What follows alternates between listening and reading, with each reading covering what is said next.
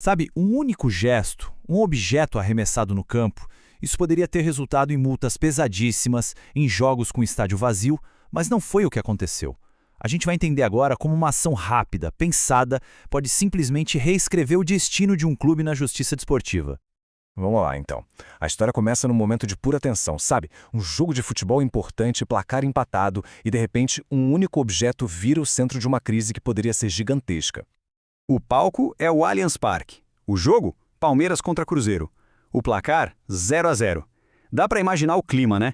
Aquela mistura de expectativa e nervosismo. E é bem aí, nesse caldeirão, que tudo acontece. 40 do segundo tempo, faltando pouquíssimo para o jogo acabar.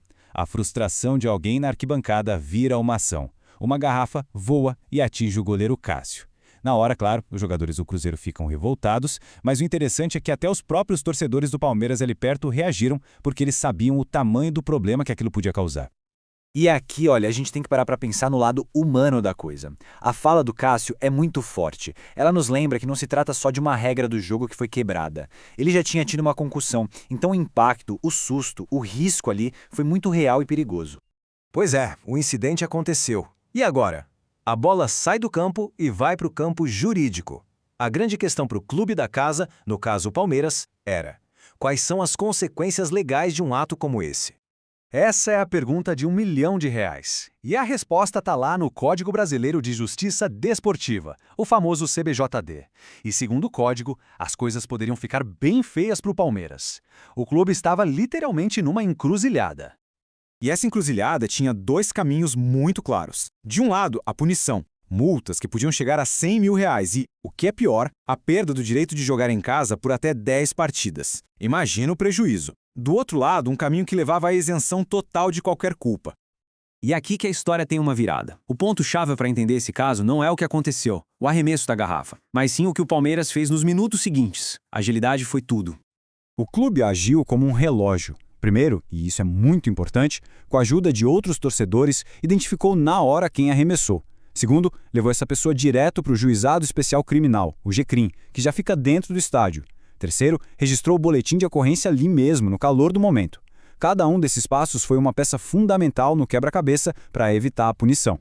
E olha o que acontece. Enquanto o clube se protegia legalmente, as consequências para o torcedor foram diretas e bem severas.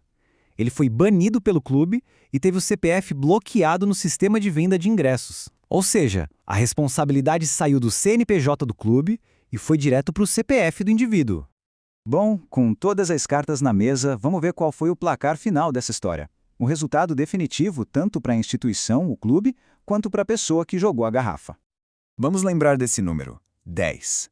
10 jogos que o Palmeiras poderia ter sido proibido de jogar no seu próprio estádio. Era uma punição esportiva e financeira gigantesca que estava ali, pairando no ar. E o resultado? Aquele risco enorme foi completamente zerado. Por ter agido de forma rápida, precisa e seguindo o que a lei manda, o Palmeiras conseguiu escapar de qualquer tipo de sanção desportiva. O termo jurídico para isso é inexistência de responsabilidade. Parece algo complicado, mas na prática é simples. O clube provou que fez tudo o que podia, identificou, levou para a polícia e registrou a ocorrência. Com isso, o caso nem precisou ir a julgamento no STJD. Assunto encerrado. No fim, a gente tem uma história com dois destinos bem diferentes. De um lado, o clube, que seguiu o protocolo à risca e saiu completamente ileso. Do outro, o torcedor, que cometeu o ato e arcou sozinho com as consequências. Foi identificado, detido e banido.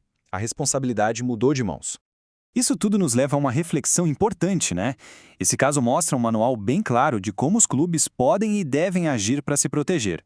Mas no fim das contas fica a pergunta no ar: de quem é a responsabilidade final pela segurança e pelo bom comportamento nos estádios?